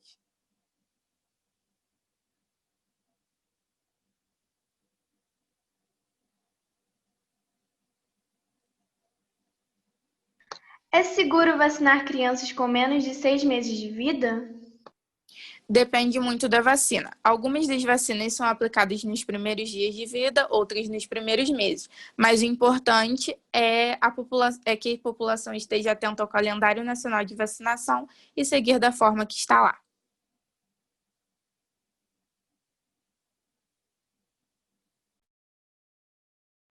Então, esse foi o nosso trabalho. Espero que vocês tenham gostado. Bom dia, esse é meu vídeo de multifeira sobre as vacinas. Então vamos lá. Vacinas são substâncias que possuem como função estimular nosso corpo a produzir respostas imunológicas a fim de nos proteger contra determinada doença. Elas são produzidas a partir do corpo do próprio agente causador da doença, ou da doença que ser colocada em nosso corpo de forma enfraquecida. Vacinas, a importância da vacina é um assunto bastante discutido atualmente. Elas atuam na defesa do organismo contra agentes infecciosos, bactericidas ou doenças, como sarampo, meningite e hepatite. Essas são doenças de imunização. As vacinas são substâncias biológicas preparadas a partir do micro-organismo causador da doença. Como eu falei anteriormente, pode ser o vírus ou a bactéria, modificadas em laboratório de forma a perderem a sua potência de provocar doenças. E as vacinas são feitas do vírus, do componente do micro-organismo, um deles produzidos morto ou antenado. Caso a poliomielite, por exemplo, ou agente causador da doença isolado por trabalho em laboratório, até que se consiga uma cepa atenuada. Ou seja, eles pegam a cepa morta e eles transferem uma cepa viva do mesmo. Bom, esse foi o meu trabalho de multifeira, espero que vocês tenham gostado, e é nóis. Bom dia a todos, eu sou João Lucas e vim apresentar o meu grupo. Bom, esse grupo é constituído pelos alunos João Lucas Quinup, Miguel Cipriano e Guilherme Nogueira. Somos da turma 11 e vamos falar um pouco sobre as pandemias históricas. Bom dia, meu nome é Miguel Cipriano e no nosso trabalho falaremos sobre as seguintes pandemias: peste negra, varíola, febre amarela, gripe espanhola, gripe asiática, gripe russa, gripe de Hong Kong, ebola, gripe A e coronavírus. Bom dia, meu nome é Guilherme Nogueira e falaremos sobre suas origens, consequências, sintomas e tratamentos. Espero que gostem. Oi gente, meu nome é Miguel e hoje eu vim falar para vocês um pouquinho sobre a situação do Brasil na pandemia do Covid-19. Bom, a Covid-19 é uma doença causada pelo novo coronavírus, que não trouxe apenas problemas na saúde, mas também diversos desdobramentos na política, na economia e na sociedade brasileira. No meio da pandemia, a falta de respeito, de alinhamento nos discursos e até mesmo de medidas públicas da saúde fizeram com que o sistema fosse sobrecarregado. Atualmente ainda se escuta sobre o negacionismo da ciência, deixando claro a inexperiência dos indivíduos em lidar com a pandemia atual. Oi gente, meu nome é Guilherme. Eu vou falar um pouco sobre o conceito e características do que é uma pandemia e diferenciar um pouco entre pandemia, endemias e epidemias. De acordo com a Organização Mundial da Saúde, pandemia é um termo usado para uma determinada doença que rapidamente se espalhou por diversas partes do mundo. É uma palavra que, se usada incorretamente, pode causar um medo irracional ou uma noção injustificada de que a luta terminou, o que leva a mortes e sofrimentos desnecessários. No caso das endemias, se classificam como doenças que se encontram em uma determinada zona, de maneira permanente durante anos e anos, até décadas. Já as epidemias são classificadas quando existe um aumento de casos até um máximo de infecções e depois uma diminuição dos mesmos. Oi, eu sou João Lucas e continuando a fala do Miguel, desde janeiro de 2020, a crescente proliferação do novo coronavírus transformou-se em um dos maiores desafios da humanidade. Entretanto, lidar com uma pandemia infecciosa de proporções continentais e mundiais não é algo recente na história. Surtos de doenças repetem-se por séculos com algumas semelhanças tanto como a forma de propagação quanto na de contenção dessas doenças. Conheça as principais pandemias que assolaram o planeta. Como a primeira pandemia, iremos falar da peste negra. Bom, a origem da peste negra ainda é um mistério, mas muitos historiadores acreditam que a doença surgiu em algum lugar da Ásia Central e que foi levada por genoveses para o continente europeu. A propagação da peste negra no mundo foi por conta de duas principais formas de contágio: a respiratória, assim uma pessoa infectada pode transmitir muito fácil para outra pessoa, e por conta de uma bactéria que vivia em pulgas que ficavam em ratos contaminados. Então a doença se alastrava de forma muito fácil. Os sintomas da peste negra é que ela podia causar febres de 41 graus, vômitos e presença de sangue. E além de que ela causava fortes complicações no pulmão. Então pessoas com problemas no pulmão era morte fatal. As consequências da peste negra é que ela matou 1/3 da população continental europeia, que naquela época era muita gente. Então abalou o mundo inteiro com isso. Agora falando um pouco sobre a varíola, ela foi uma doença infeccontagiosa provocada pelo vírus Orthopoxvirus variolae. Foi descoberta quando cientistas notaram que a múmia que viveu em meados de 1550 a 1307 a.C. apresentava vestígios do mesmo. Ela pode ser transmitida tanto diretamente de pessoa para pessoa, quanto indiretamente de uma pessoa infectada, via itens contaminados. Bom, infelizmente ainda não há medicamento específico para o tratamento da varíola. Às vezes antibióticos são administrados para os quadros infecciosos, mas a varíola não tem cura, e sua prevenção é em forma de vacina. E como muitas pessoas foram vacinadas no passado, essa foi a principal arma contra a doença, e graças a ela, a doença foi definitivamente erradicada do planeta. Febre amarela. A febre amarela é uma doença infecciosa febril aguda causada por um vírus transmitido por mosquitos vetores e possui 2 ciclos de transmissão, silvestre e urbana. Na maior parte dos casos, os sintomas incluem febre, calafrios, perda de apetite, náusea, dores de cabeça e dores musculares, principalmente nas costas. A doença teve origem na África, onde se espalhou pelo resto da América através do comércio de escravos no século XVII. A vacina é a principal ferramenta de prevenção. Em áreas consideradas de maior risco de exposição, matas, florestas, rios e cachoeiras, recomenda-se a medidas de proteção individual sejam adotadas. A febre amarela resulta na morte de 20 a 50% daqueles que desenvolveram a doença. Gripe espanhola. A origem da gripe espanhola ainda é totalmente desconhecida, mas os primeiros relatos da doença foi na Espanha, por isso o nome de gripe espanhola. Ela se passou nos anos de 1918 e 1919, onde foi dividida por 3 ondas. A primeira onda sendo extremamente contagiosa, mas com poucas mortes. A segunda onda, a mais letal, onde matou muita gente e chegou em vários continentes. E a terceira onda, um pouco mais letal que a primeira e um pouco menos letal que a segunda. E foi aí que veio os sintomas, que é como uma gripe comum. Febre, tosse, dor no corpo. E nos casos mais graves, ela apresentava problemas respiratórios, digestivos e cardiovasculares. Bom, sobre a gripe asiática, foi uma gripe de 1956 que surgiu na província de Guizhou, na China, e foi se alastrando pelo mundo em apenas 10 meses, principalmente por terra e mar. Essa doença teve seu excesso de mortalidade na América Latina, e somando todos os países infectados, são até 3 milhões de mortos.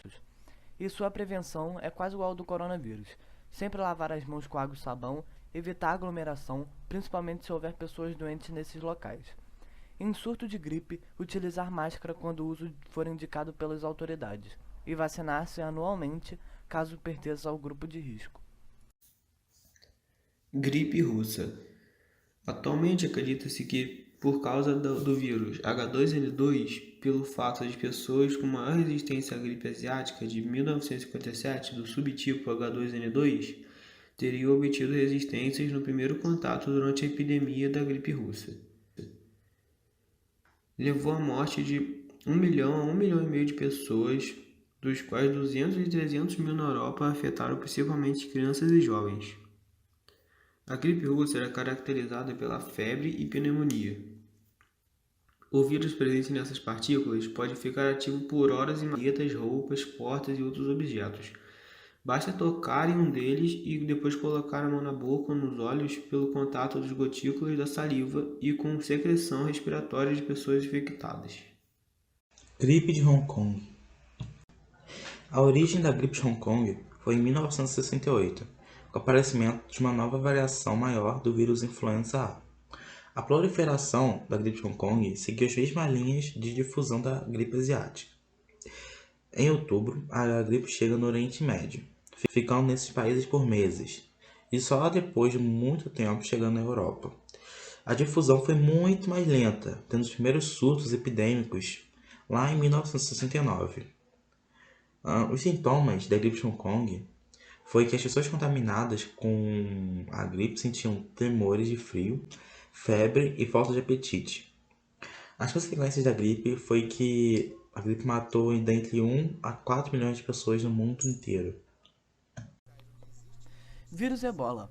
Bom, a primeira vez que o vírus Ebola surgiu foi em 1976, em surtos simultâneos em Nazara, no Sudão, e em Ambuco, na República Democrática do Congo, em uma região situada próxima ao rio Ebola, que dá o nome à doença.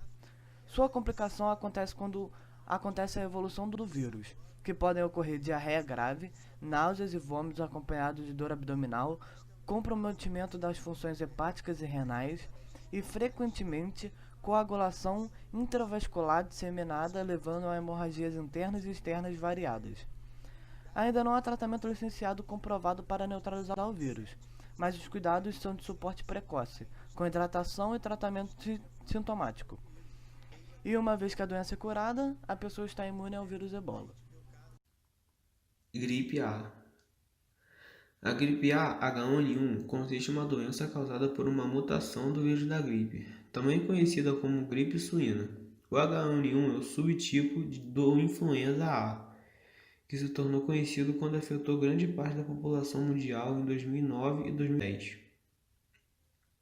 No dia 2 de maio, os canadenses anunciaram a primeira infecção do vírus H1N1 em porcos que nunca haviam saído do país. Numa fazenda com 2.200 animais, 10% foram infectados.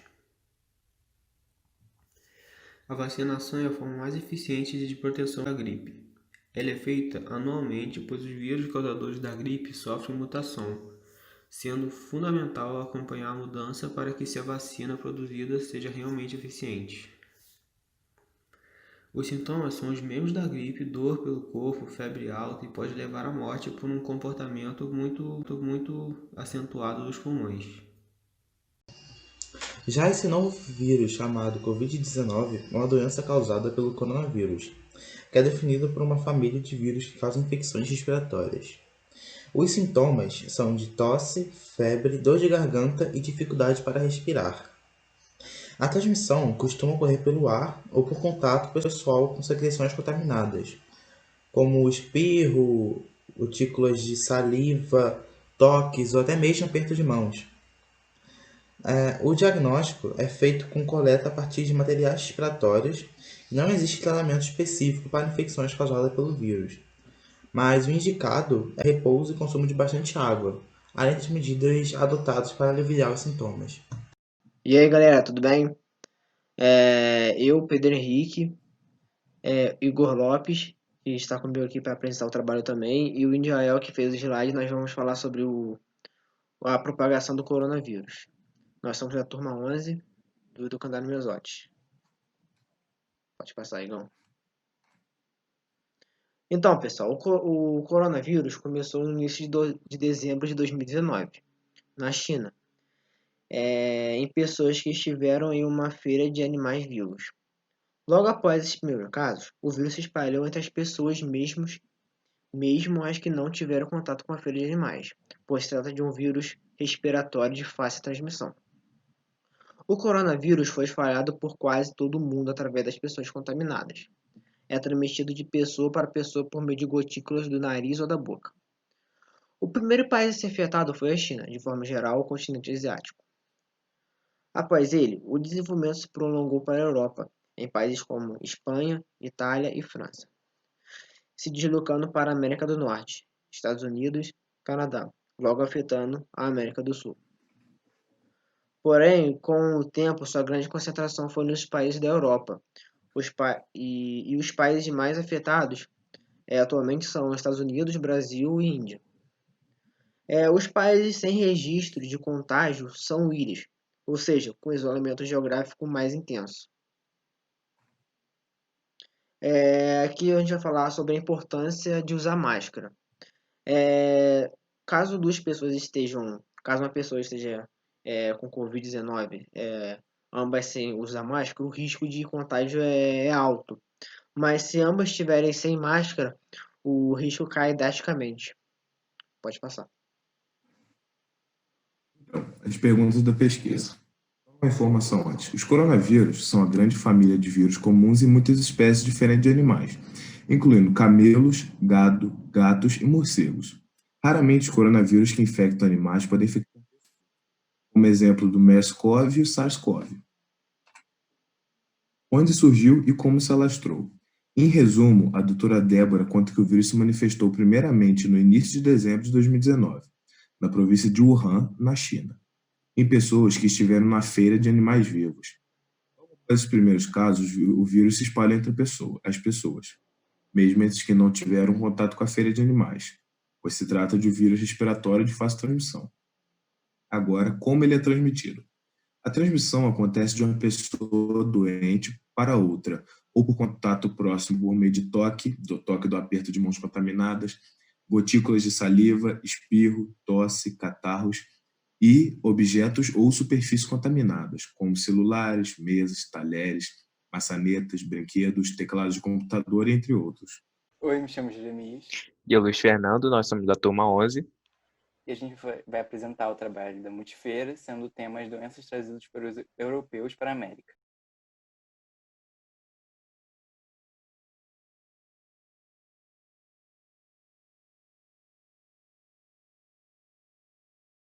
Em 22 de abril de 1500, uma frota comandada por Pedro Álvares Cabral chegou ao Brasil e foi originalmente chamada de Vera Cruz, pelos portugueses. Eles chegaram aqui, teoricamente, buscando um novo caminho para a Índia, mas acabou chegando ao Brasil e encontrando os nativos dessa terra. Após isso, decretaram que aquela terra era de Portugal e voltaram para o barco a caminho das Índias. Após um tempo, os portugueses voltaram para o Brasil e começaram a colonizar essa terra. Isso trouxe diversas consequências para os indígenas, porque além de invadirem a terra onde eles viviam, eles também eram caçados para virarem escravos. E também, muitas doenças que os portugueses trouxeram afetaram eles e causaram diversas mortes, pois eles não tinham anticorpos para conseguir combater essas doenças. Estima-se que nessa região existem em torno de 8 milhões de habitantes, enquanto hoje em dia existe apenas 800 mil no território nacional. Como já falei, isso tem muito a ver com as doenças que os portugueses trouxeram para o Brasil, que eram conjuntivite, bócio endêmico, febre amarela, doenças de Chagas e até mesmo a gripe. Tão comum gripe. E eles trouxeram inúmeras doenças além dessas, só que o nosso trabalho era focar principalmente nessas. A primeira doença que eu vou comentar é a gripe, que geralmente é diagnosticada pelas próprias pessoas. Os sintomas incluem febre, calafrios, dores musculares, tosse, congestão, coriza, dores de cabeça e fadiga. Hoje em dia pode parecer algo normal uma gripe, mas para os indígenas naquela época era algo muito perigoso devido à falta de anticorpos. A próxima doença é a febre amarela. A febre amarela é transmitida por mosquitos a pessoas não vacinadas, em áreas de mata. Requer um diagnóstico médico e os casos leves causam febre, dor de cabeça, náuseas, vômitos, e os casos graves podem causar doenças cardíacas, hepáticas e renais fatais. Se atualmente essa doença já é um risco para pessoas não vacinadas, imagina para pessoas que nem tinham resistência a uma gripe. E a vacina dessa doença veio muito tempo depois.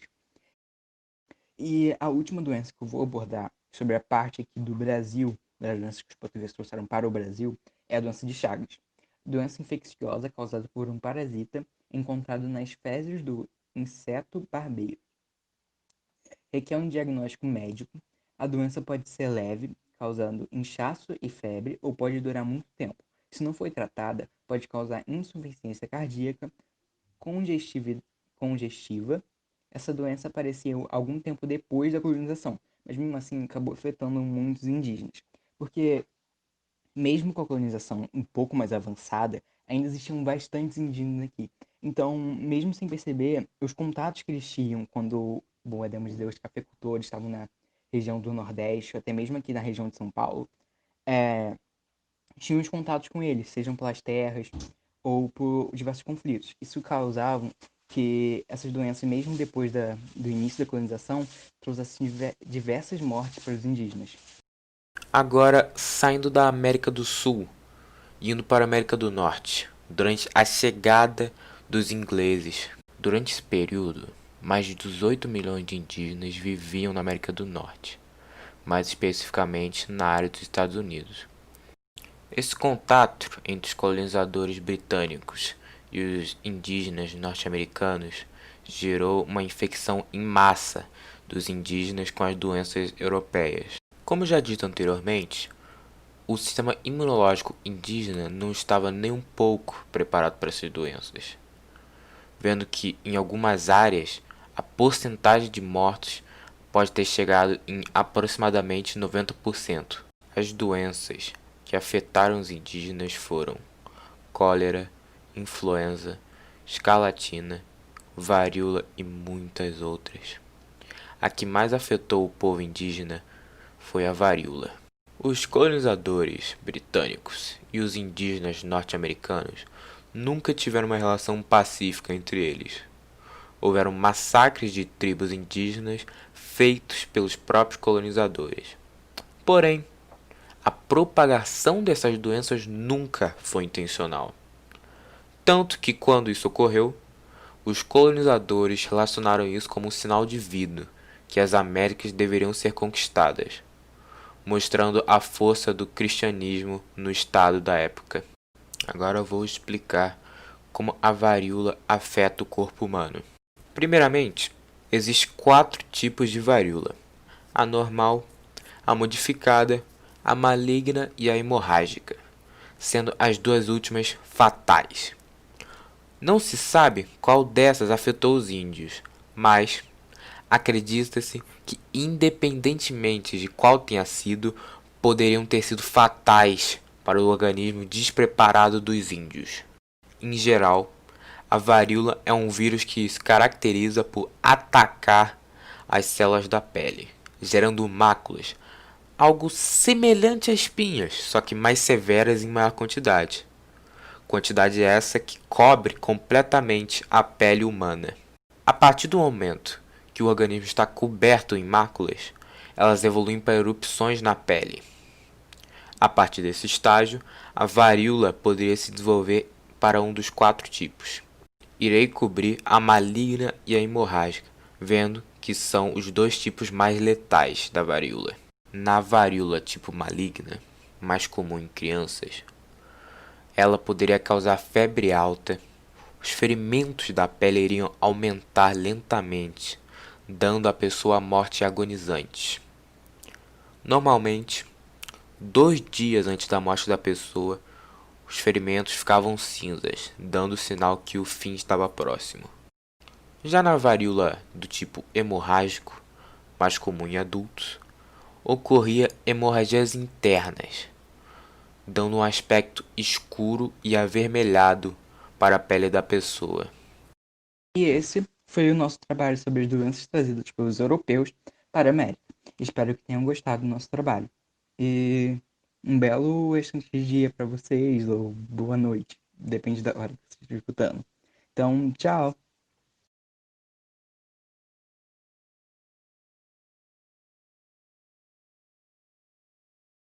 Olá, meu nome é João Pedro e eu sou do primeiro ano do ensino médio. Bom dia, boa tarde, boa noite.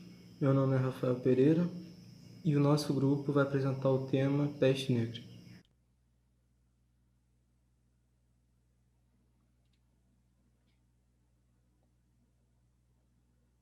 Na Idade Média, o fator que possibilitou a propagação da peste bubônica foi a falta de higiene da população, porque eles utilizavam a mesma roupa de baixo durante o ano, raramente tomavam banho, comiam até alguns alimentos podres e não tinham higiene bucal. Nessa época, na Ásia, ocorreram muitas inundações.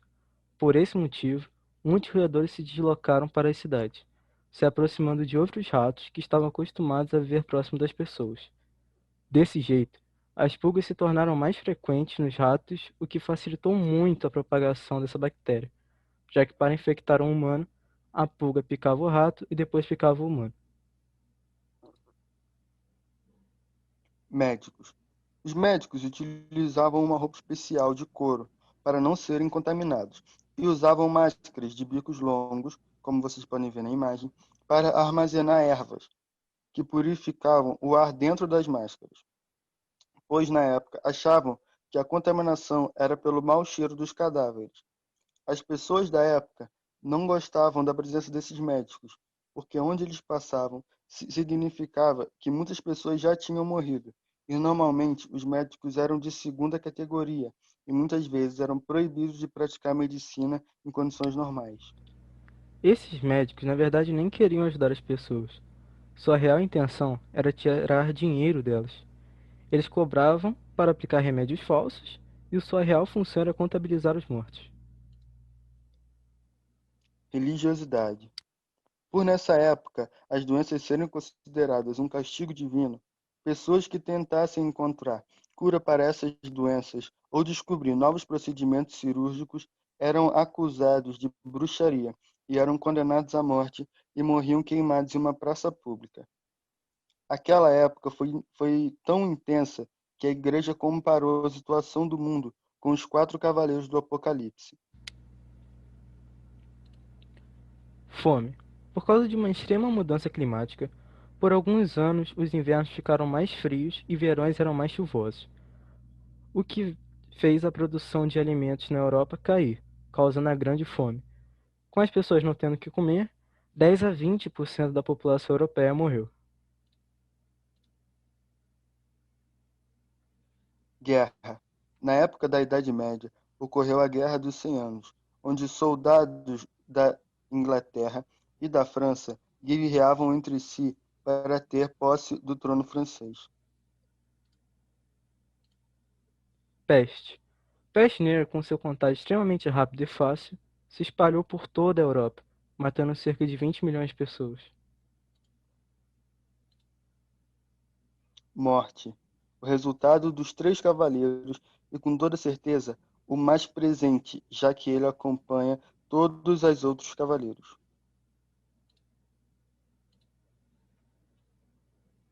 Coronavírus e a peste negra. Como durante a peste negra desenvolvemos alguns métodos para nos prevenir, com o coronavírus já começamos bem mais à frente. Um bom exemplo é a quarentena, que foi criada durante a época da peste negra. Outro fator que nos colocou à frente das pessoas da Idade Média é que nossa higiene é muito melhor. Hoje em dia nós lavamos as mãos, todos nós utilizamos máscaras e tomamos banho frequentemente. Esse foi o nosso trabalho. Obrigado pela atenção. Multifeira. Grupo. Júlio, Ito, Kaique. Pandemia nas histórias. Desde janeiro de 2020, a proliferação do coronavírus vem aumentando, né? E se tornou um dos maiores difíceis da humanidade de se lidar, né? Porque é uma pandemia infecciosa, né? Proporções continentais mundiais foram infectados por essa doença e ela se propagou pelo mundo todo, mas ela não foi a primeira do mundo a ser uma pandemia. E existiram outras e agora eu vou explicar o que são pandemias. Pandemia é um termo utilizado para determinar doença que rapidamente se espalhou por diversas partes do mundo, tanto sendo regionais, continental ou mundial. No quesito, a gravidade da doença não é determinada pelo seu poder de matar, e sim pelo seu poder de contágio, de proliferação mundial e geográfica da doença. A palavra pandemia não pode ser usada para um termo à toa ou sem cuidado, né? É uma palavra que tem que ser usada corretamente, porque pode causar medo ou uma noção injustificada que leva a sofrimentos e mortes desnecessárias, né? É preciso destacar que a pandemia tem conceitos diferentes de endemia e epidemia. Endemias são doenças que se encontram em uma determinada zona de maneira permanente durante anos e pós anos. Já as epidemias são classificadas quando existe um aumento de casos, até mesmo um máximo de infecção, e depois vai diminuindo ao longo do tempo, né? Já a pandemia, ela ocorre o tempo todo em um continente ou no mundo mesmo, ao todo tempo, sem parar.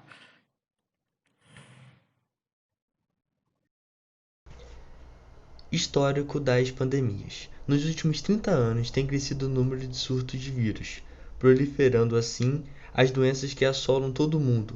Entretanto, relatos históricos de pandemia vão além do século XX e já preocupam a humanidade há 2000 anos. Vamos relembrar alguns casos mais famosos?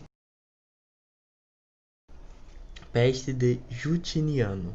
Um dos primeiros casos de pandemia registrados é a peste de Justiniano, acontecida por volta de 541 d.C., e que se iniciou no Egito até chegar à capital do Império Bizantino.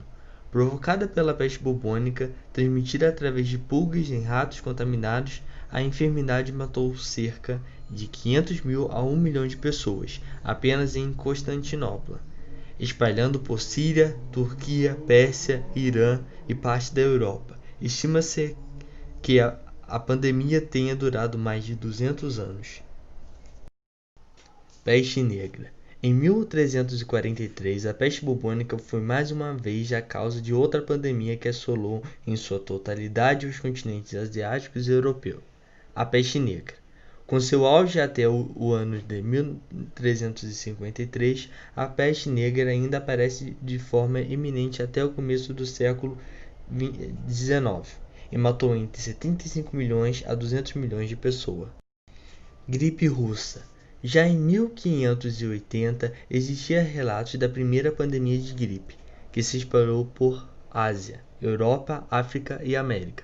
Séculos depois, em 1889, a gripe russa foi a primeira a ser documentada com detalhes, com proliferação inicial de 2 semanas sobre o Império Russo e chegada até o Rio de Janeiro. Ao todo, 1 milhão de pessoas morreram por conta da subtipo da influenza A. Gripe espanhola. Em 1918, a gripe espanhola causou a morte de 20 a 50 milhões de pessoas, afetando não só idosos e pacientes com sistema imunológico debilitado, como também jovens e adultos. Com possível origem nos Estados Unidos, essa enfermidade quase dizimou as populações indígenas e levou a óbito cerca de 35 mil brasileiros. Com outras variantes, durante o século XX, a gripe ocasionou surtos pandêmicos, nos anos de 1957 e 1968. Já em 2009, uma variação da gripe suína, anteriormente evitada na década de 70, assolou a América do Norte, Europa, África e Ásia Oriental. Semelhanças entre o Covid-19 e outras pandemias. Mesmo com origens distintas, o que mais se assemelha entre os surtos é o comportamento humano perante as enfermidades. Um primeiro ponto a se observar é o medo da população às doenças. Durante a peste negra, a cidade de Veneza adotou o conceito de quarentena herdado do Velho Testemunho da Bíblia. Entretanto, outra característica herdada desses outros surtos passados é justamente a vantagem para a prevenção. Com certo medo e falta de conhecimento, as pessoas acabam se apegando a fake news, que naquela época não tinha esse nome. Na gripe espanhola, na Bahia, muitas pessoas acreditavam que a limonada e o quinino, aspirina e piramidon iam curar esses tipos de doenças, coisas que não eram verdades. Naquela época era ainda mais difícil saber se essas informações eram verídicas, pois não existia um órgão que regia sobre essas informações, como por exemplo hoje existe a OMS, a Organização Mundial da Saúde. Hoje em dia, as recomendações de prevenção ao Covid têm total foco no isolamento social e em maiores cuidados higiênicos. Primeiro passo universal para impedir a proliferação das enfermidades. Mesmo com algumas diferenças biológicas, sociais, temporais e geográficas, as pandemias resguardam alguns pontos comuns, como o caos entre a população, mudanças de comportamento e disseminação de notícias falsas. Olhando para o passado, percebemos que temos a necessidade de investir e valorizar cada vez mais pesquisas científicas, os estudos e os profissionais da saúde. Afinal, com um histórico tão grande de pandemias, temos que avançar e impedir que esse tipo de fenômeno volte a assolar de forma terrível e fatal a humanidade.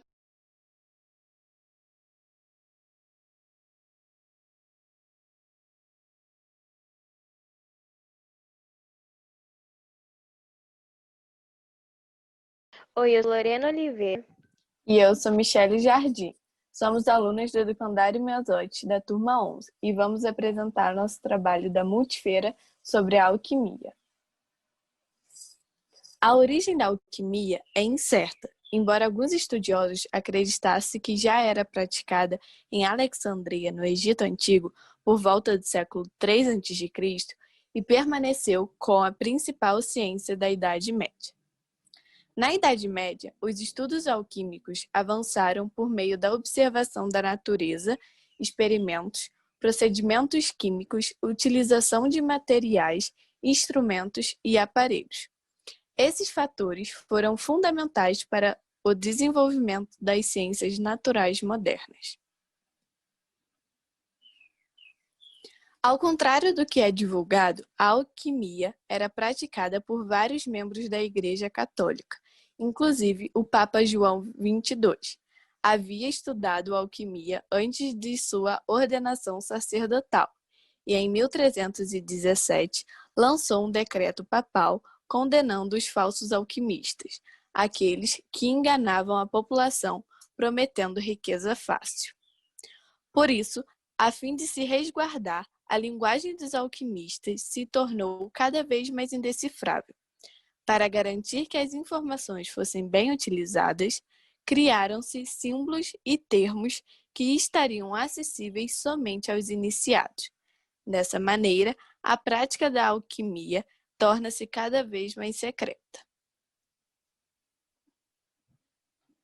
Com a implementação do Tribunal do Santo Ofício, mais conhecido como Inquisição, em certas regiões da Alemanha, Suíça, França e Espanha, a alquimia passa a ser confundida com práticas consideradas obscuras pela Igreja Católica. Podemos observar a perseguição e a condenação a vários sábios que apenas estavam investigando elementos químicos. Nessa altura, os alquimistas foram excomungados, presos e queimados na fogueira.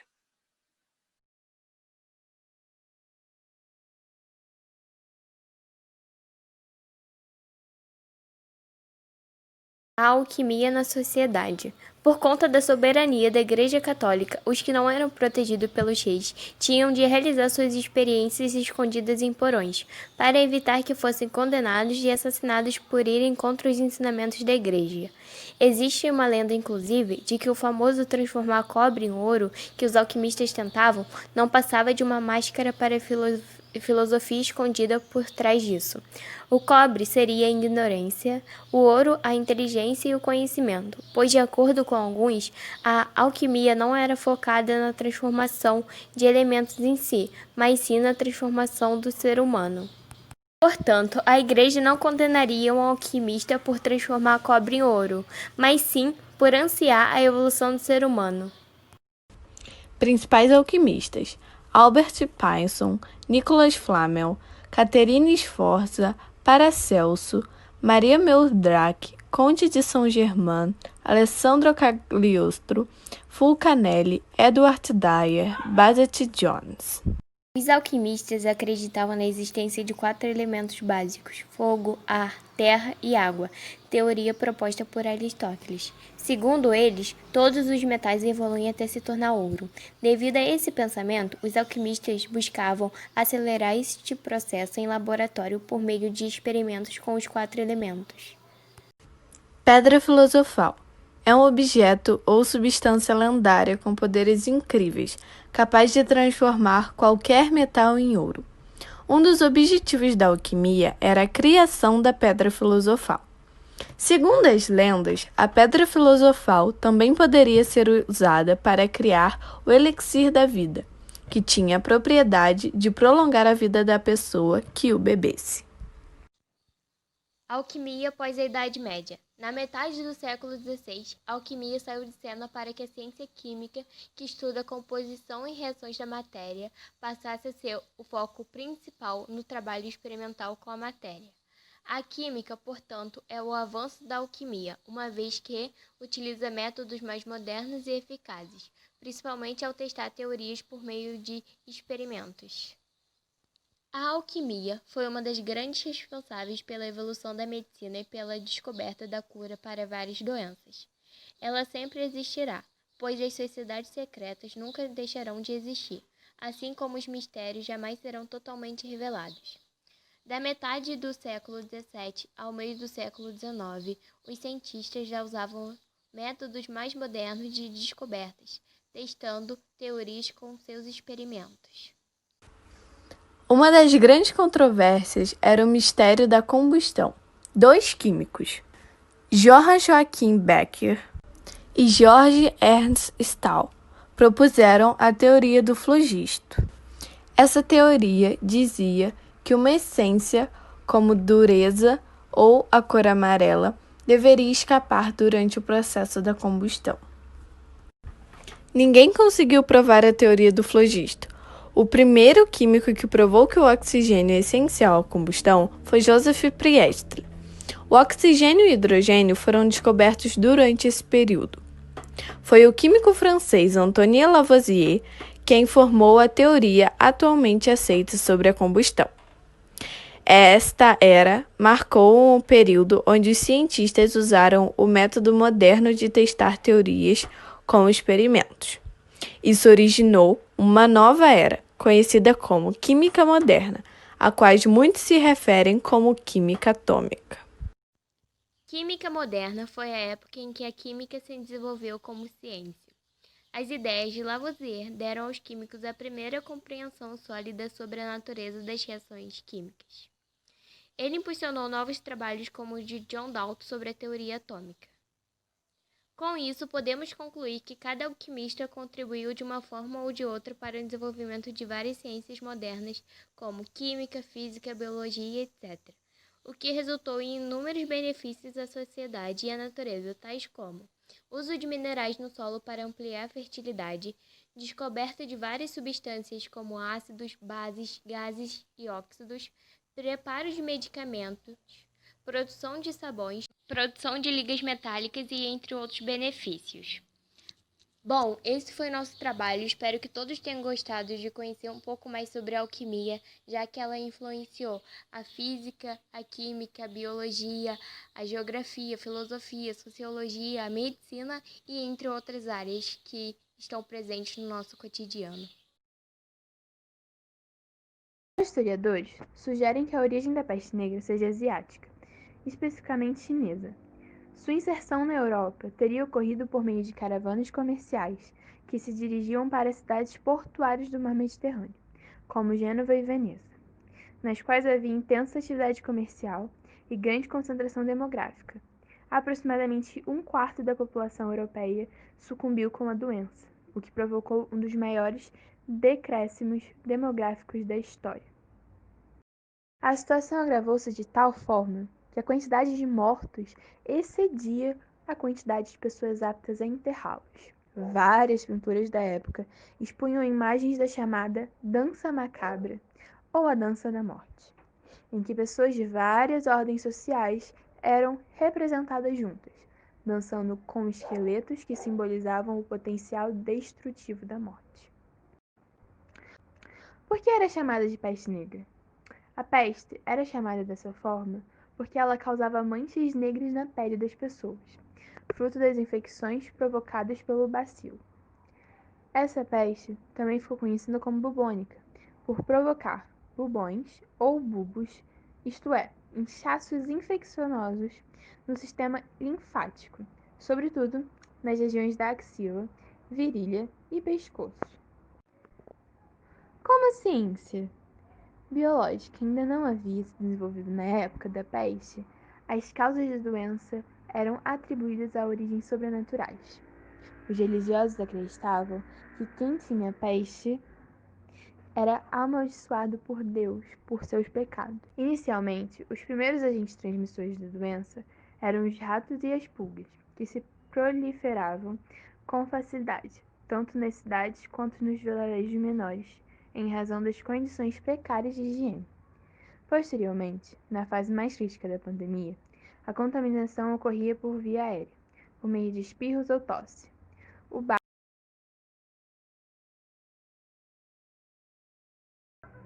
A peste também foi usada como arma biológica, por um conflito que aconteceu em Caffa, colônia genovesa. Suas tropas foram dizimadas pela doença, então decidiram usar a peste como arma, lançando os corpos das pessoas contaminadas ao inimigo.